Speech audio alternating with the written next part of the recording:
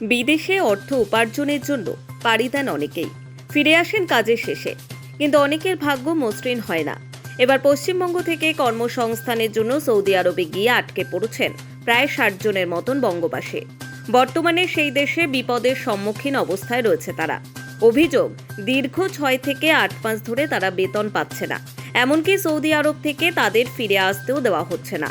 আটকে থাকা ব্যক্তিদের পক্ষ থেকে সমাজ মাধ্যমে এক ভিডিও বার্তায় ব্যারাকপুর লোকসভা কেন্দ্রের প্রাক্তন সাংসদ অর্জুন সিং এর কাছে কাতর আবেদন করছেন তাদেরকে যেন উদ্ধার করে দেশে ফেরানোর ব্যবস্থা করা হয়।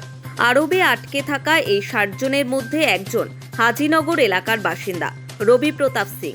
তার বাবা ও স্ত্রী জানিয়েছেন কি উৎকণ্ঠায় তারা দিন কাটাচ্ছেন।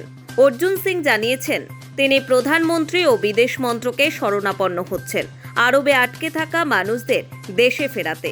আমার কাছে ওরা কথাও বলেছিল, আমি আমার লেভেল থেকেও চেষ্টা করছি, আমি গভর্নমেন্ট অফ ইন্ডিয়াকেও বলেছি, প্রধানমন্ত্রীকেও চিঠি পাঠিয়েছি, ফরেন মিনিস্টারকেও চিঠি পাঠিয়েছি, যাতে এইটা আমরা সর্ট আউট করে ওদেরকে নিয়ে আসতে পারি।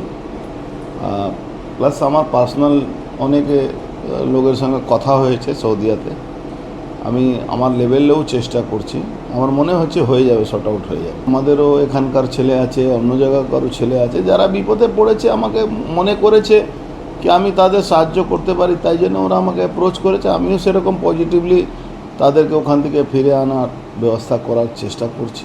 সময়ই বলবে অর্জুন লক্ষ্যভেদ করতে পারেন কিনা। Bureau report, Nobel Bangla.